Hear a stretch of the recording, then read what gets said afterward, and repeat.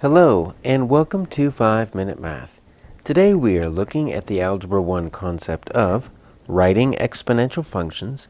This is standard A.9C in the great state of Texas, and we are using item number 33 of the 2018 released STAAR test. If you haven't done so already, please go ahead and take a moment to pause the video, work this problem out on your own, unpause it, and we will look at our answers together. So, we've got this word problem here since 1900. The total number, or in the year 1900, that's going to be important. We've got this 495,000. And then ever since 1900, the total number of metric tons produced has increased on an average of that 3.25%. So hopefully we see at this point, if we see that every year it's increasing or decreasing by a certain rate, we are looking at an exponential function. So here's our standard form. Y equals a times b to the x. So let's look at each of these terms here. So our a is going to be multiple things depending on the context. So if we're dealing with compound interest in money and depositing how much money you're getting each year, it's your principal. In general, we could say it is your starting or your initial amount. So what are we starting with here? We have that given to us in the problem.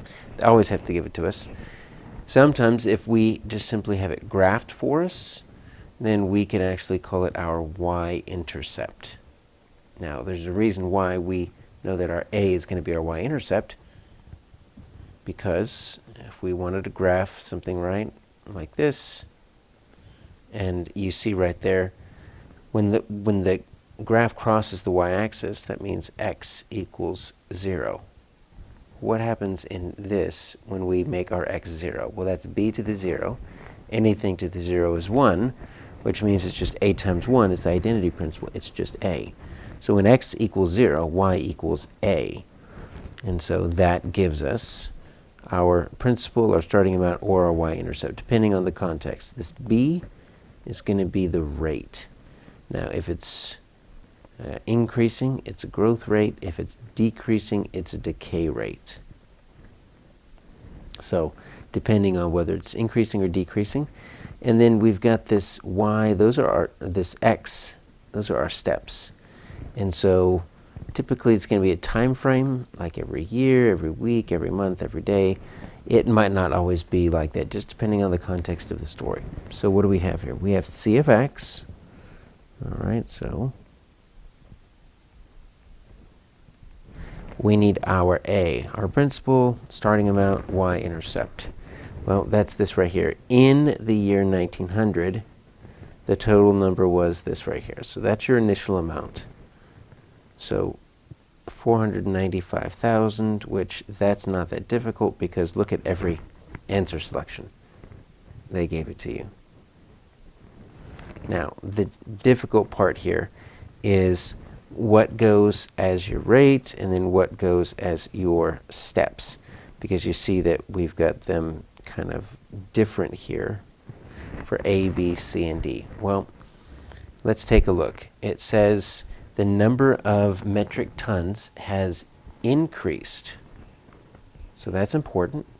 Increased by 3.25%. Okay, so if it is greater than 1, that means it's a growth rate. If it's less than 1, that means it's a decay rate. Well, it is increased, so it needs to be a growth rate. But we're not just going to put 3.25%, and obviously we need to change that into a decimal. So we're going to move our decimal. Right, we're going to move it over once, we're going to move it twice, and we're going to get that 0.0325. Right, that's that decimal.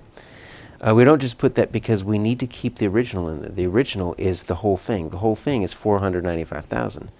So we actually need to add 1 and 1.0325. That keeps the original. If we don't just keep that 1 in there, then what we're going to end up doing is just calculating the amount changed. Then we have to go back and add the original in there. It's kind of a pain. So the cleaner way is to do it like this, and that x is just every year.